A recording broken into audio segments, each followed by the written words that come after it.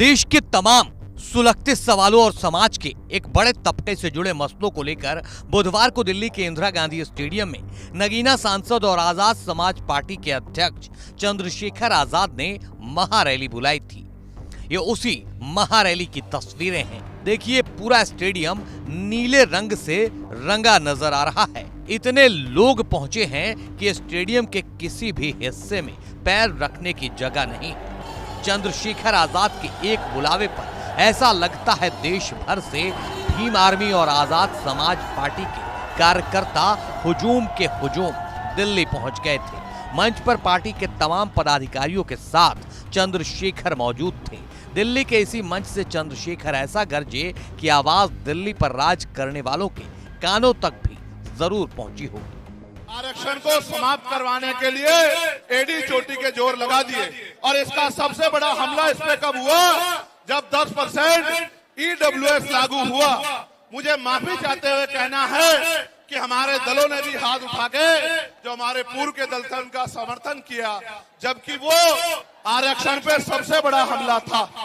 अगर उसी दिन हम लोगों ने सड़कों पर निकल के अपनी आवाज को उठाया होता तो किसी की मां ने दूध नहीं पिलाया होता कि वो दोबारा आरक्षण पे हमला करने के बारे में सोच लेता। आजाद समाज पार्टी की इसी महारैली की सफलता से गदगद हुए नगीना सांसद चंद्रशेखर ने अब अपनी आगे की योजना सोशल साइट एक्स पर अपने ऑफिशियल एक्स हैंडल से शेयर की है। चंद्रशेखर ने इस महारैली के वो 10 प्रण बताए हैं जो आने वाले दिनों में बीजेपी की नींद उड़ाने वाले हैं।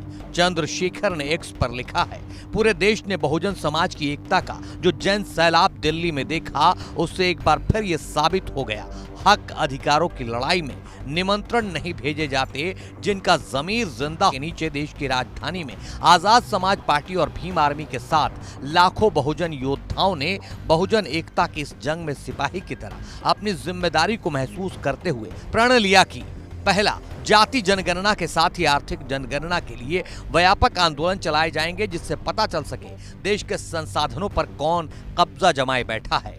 दूसरा, ओबीसी वर्ग के लिए 27% के अतिरिक्त 15% और शेड्यूल कास्ट SC के लिए 15% से अतिरिक्त 10% आरक्षण बढ़ाने के प्रावधान की मांग के लिए सदन से लेकर सड़क तक संघर्ष। तीसरा, SC/ST में क्रीमी लेयर ढूंढने के नापाक मंसूबों को तो किसी कीमत पर कामयाब होने ही नहीं देंगे, साथ ही ओबीसी के जबरन क्रीमी लेयर के खिलाफ लड़ाई लड़ेंगे।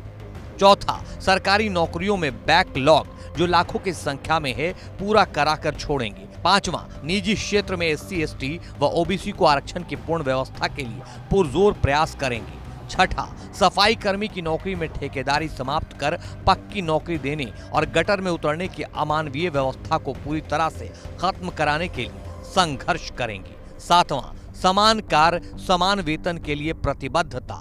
आठवां, SC/ST व ओबीसी को प्रमोशन में रिजर्वेशन। नौवां, 2 अप्रैल 2018 के सभी मुकदमे वापस होने तक संघर्ष। और 10वां, पुरानी पेंशन बहाल की जाए। इन 10 प्रण के अलावा चंद्रशेखर ने सरकार पर दलितों को बांटने का इल्जाम लगाते हुए लिखा है और अंत में सरकार की तरफ से दलित समाज की एकता को बांटने का जो प्रयास किया गया है उसके खिलाफ हर स्तर पर जागरूकता अभियान चलाया जाएगा, जिससे कि समाज के हर व्यक्ति को सरकार के षड्यंत्र से वाकिफ कराया जा सके। यानी चंद्रशेखर के बढ़ते हुए कद और तल्ख होते तेवर को देखकर तो ऐसा ही लगता है कि आने वाले दिनों में यूपी की सियासत में आजाद समाज पार्टी एक बड़े प्लेयर के तौर पर उभरने का रास्ता बनाने की कोशिशों में है।